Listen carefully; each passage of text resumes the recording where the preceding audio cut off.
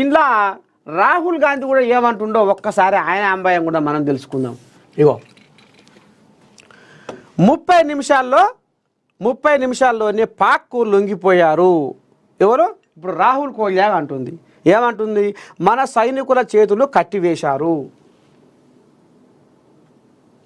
మేము బలగాలన్నిటికీ పూర్తి స్వేచ్ఛనిచ్చినామని ఏమో మోదీ చెప్పుకో తిరుగుతున్నాడు.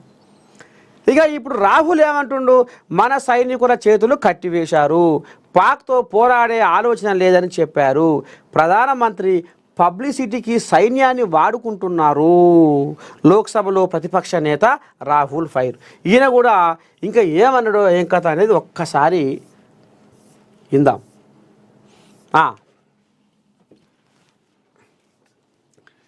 మన సైనికుల చేతులు కట్టివేశారు, పాక్తో పోరాడే ఆలోచన లేదని చెప్పారు. ప్రధానమంత్రి పబ్లిసిటీకి సైన్యాన్ని వాడుకుంటున్నారు. లోక్సభలో ప్రతిపక్ష నేత రాహుల్ గాంధీ ఫైర్.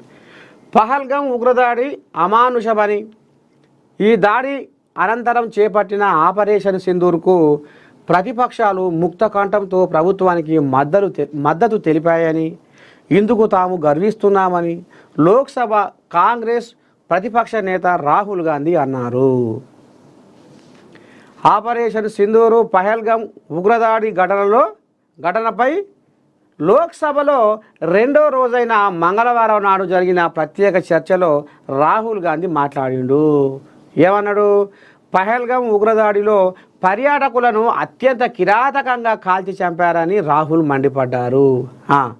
ఉగ్రదాడిలో పిల్లలు, యువకులు, వృద్ధులు చనిపోయారని, భార్య కళ్ళ ముందే భర్తను కాల్చి చంపేశారని ఆవేదన వ్యక్తం చేశారు. ఇదంతా దేశమంతా ఎరుకున్న ముచ్చటే. విపక్షాలుగా దేశ భద్రత విషయంలో తాము ప్రభుత్వానికి అండగా నిలిచామని, ఆపరేషన్ సింధూర్కు ముక్త కంఠంతో మద్దతు తెలిపామని చెప్పారు. పహల్గాం ఉగ్రదాడి ఘటన పాకిస్తాన్ పనేనని, పాక్ దుశ్చర్యను ప్రతి ఒక్కరూ ఖండించారని రాహుల్ అన్నారు.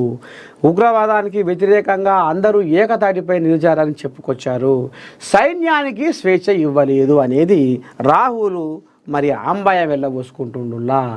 ఆపరేషన్ సింధూర్ సమయంలో భారత సైన్యానికి కేంద్ర ప్రభుత్వం పూర్తి స్వేచ్ఛ ఇవ్వలేదని రాహుల్ గాంధీ ఆరోపించారు. ఉగ్ర స్థావరాలను మాత్రమే లక్ష్యంగా చేసుకోవాలని వాయుసేనకు ఆదేశాలు ఇవ్వడంతో భారత యుద్ధ విమానాలు పాకిస్తాన్ సైన్యానికి లక్ష్యంగా మారాయని చెప్పారు.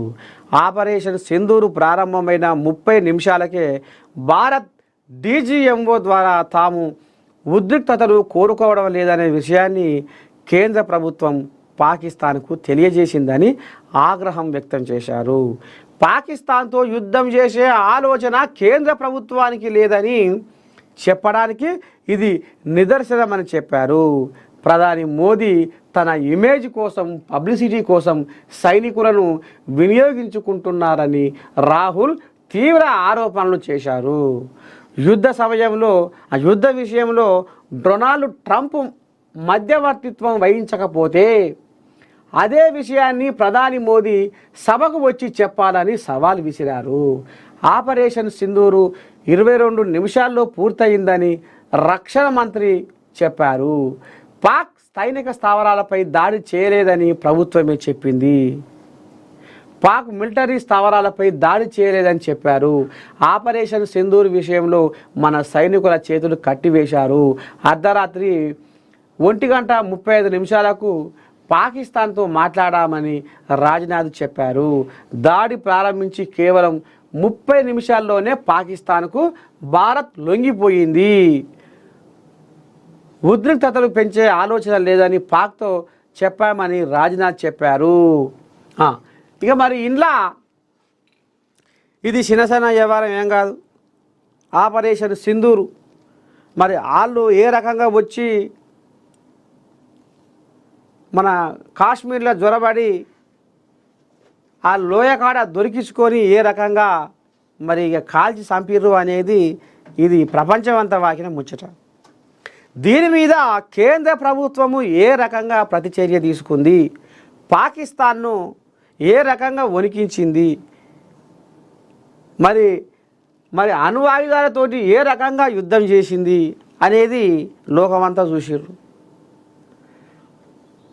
మరి ఇప్పుడు రాహుల్ గాంధీ అంటున్న ముచ్చట కూడా మరి మోదీ అంటున్న మాట మనం వాస్తవం అనుకుందామా, రాహుల్ గాంధీ చెప్తున్న ముచ్చట నిజం అనుకుందామా అనేది మీకు ఎవరి అభిప్రాయాలు వాళ్ళను ఇగో ఈ వార్తకు మాత్రం మీరు కింద కామెంట్లు పెట్టుడి.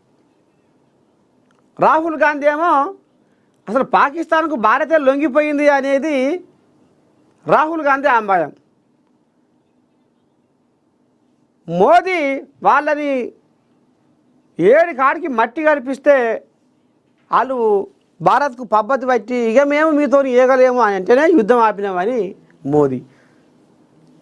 ఈ యుద్ధం మీద మీ మనసులో కలిగిన మాటను కింద ఈ వార్తకు మాత్రం మీరు కింద కామెంట్ బాక్స్లో పెట్టుర్రి.